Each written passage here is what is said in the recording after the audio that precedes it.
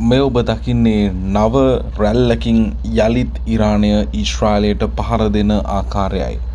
මේ ප්‍රහාර තුළ දැකිය හැකි සුවිශේෂී කාරණය වන්නේ පොකුරු මිසයිල් ලෙස එල්ල කරන මේ ප්‍රහාරවලට ගුවන් ආරක්ෂක පද්ධතිය තුළින් ප්‍රතිචාර දැක්වීම ඉතාමත් අවම මට්ටමක පැවතීමයි. ඒ කියන්නේ ඊශ්‍රායලයට ප්‍රහාර එල්ල කිරීමේදී එක්තෝ ගුවන් ආරක්ෂක පද්ධතිය යම් ආකාරයක අකර්මණ්‍ය වීමක්, එහෙමත් නැතිනම් ගුවන් ආරක්ෂක පද්ධතියට දරාගත නොහැකි තරම් මිසයිල් ප්‍රමාණයක් එකවර පැමිණීමක් මේ වෙද්දි සිදු වෙමින් පවතිනවා. ඒ වගේම මේ මොහොතේදී වාර්තා වන ආකාරයට ටෙල් අවීව් සහ ජෙරුසලමට දැඩි හානි සිදු වී ඇති ආකාරයක් දැකගත හැකි වනවා. ඊට අමතරව මේ වෙද්දී සෞදි අරාබියාවද යම් ආකාරයක දැඩි කැළඹීමකට ලක්ව තිබෙනවා. ඒ තමයි එල්ල කරන ලද ප්‍රහාරයකින් අල්-ඛාජ් නගරයේ සෞදි අරාබියාවේ පුද්ගලයන් දෙදෙනෙකු මරණයට පත් වී ඇති බවට තොරතුරු වාර්තා වනවා.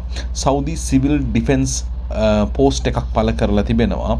Without mentioning Iran that unspecified military projectile and hit a residential area in Al-Khaj ප්‍රදේශයේ මිනිසුන් පදිංචි වී සිටින භූමියකට ප්‍රහාරයක් දියත් කිරීමත් එක්ක පුද්ගලයන් දෙදෙනෙකු මරණයට පත් වෙනවා. ඒ ඉන්දියානුවෙක් සහ බංග්ලාදේශ ජාතිකයෙක් තමයි මරණයට පත් වෙන්නේ. තවත් 12 දෙනෙක් තුවාල ලබා තිබෙනවා කියලා තමයි වාර්තා වෙන්නේ.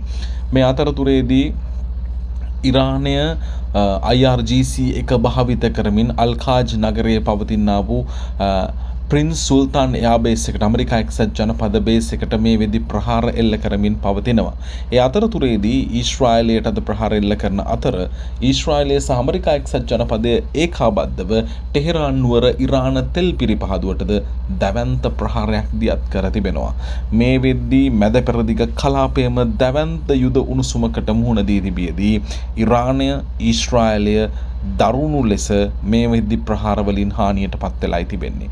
නමුත් ඉරානය කිසි විටකත් යුද්ධය අත් නොහරින බව දැනුම් දී තිබෙනවා.